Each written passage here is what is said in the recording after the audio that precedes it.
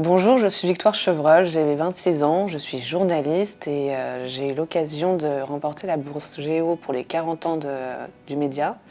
Et je suis rentrée d'un reportage en Extrême-Orient russe.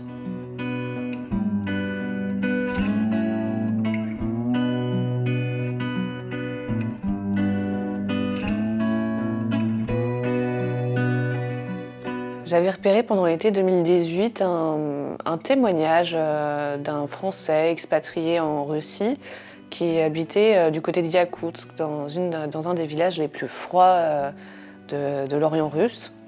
Et son voisin venait d'obtenir un hectare de terre de la part du gouvernement russe. Et donc je me suis dit que c'était complètement fou comme opportunité, qu'on n'avait pas des choses pareilles en France. Et ça m'a fait penser au Homestead Act aux États-Unis, avec cette fois, avec le prisme russe, l'envie de repeupler cet Extrême-Orient. Donc je me suis demandé comment ça prenait, combien de personnes étaient concernées et quelles étaient les zones où ces terres étaient disponibles, sachant que c'est un périmètre qui est aussi grand que l'Union européenne, quoi.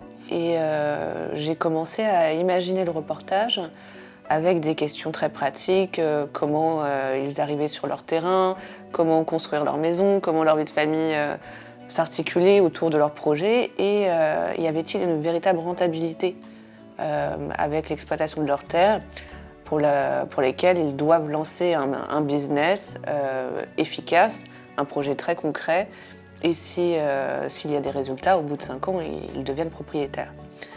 Donc j'avais imaginé ça à l'origine sur plusieurs saisons, avec le froid quasi polaire, le printemps et l'été.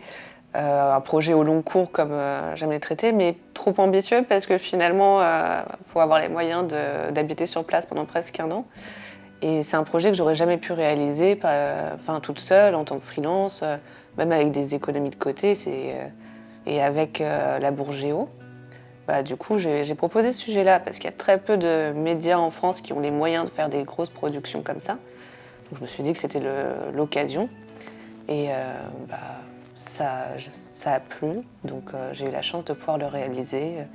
Pas sur 1 an, à travers différentes saisons comme je le rêvais, mais déjà sur la période estivale qui est plus propice à l'agriculture et en effet au développement des terres, quoi.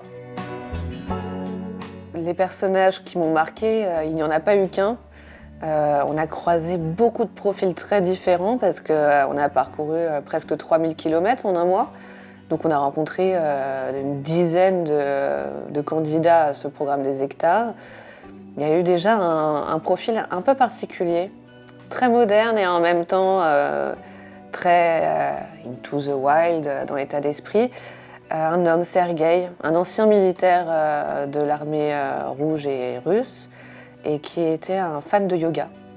Donc pendant que ses camarades de bataillon faisaient leur traction, etc., lui faisait du yoga et derrière, quand il a fini sa période d'engagement, il a décidé de devenir apiculteur. Puis avec le programme des hectares, il a recoupé un certain nombre d'hectares avec des membres de sa famille.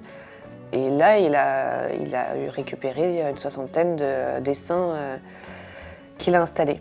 Et prêt à tout, quand ces dessins s'échappaient, comme c'est sa seule source de revenus, l'homme était prêt à escalader des arbres pour aller les récupérer, quitte à tomber de 10 mètres, et est devenu complètement accro à l'adrénaline de ses essaims, comme on peut être accro à l'adrénaline d'un combat. Lui, c'était les piqûres d'abeilles faisaient comme des shoots finalement d'adrénaline, et ce risque l'excitait et lui faisait aimer son métier profondément. Et il aimerait que ses enfants viennent habiter là aussi pour leur offrir un mode de vie plus sain et moins moderne, moins exposé aux réseaux sociaux et à la vie numérique qui file à toute allure aujourd'hui, quoi.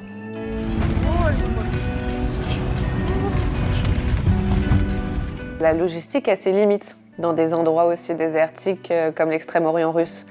Il y a des zones où c'est plus facile de trouver un avion pour aller à Bagdad, d'en revenir, que d'aller au fin fond de la taïga, entre Magadan, Khabarovsk, Vladivostok, puis de passer à Saraline.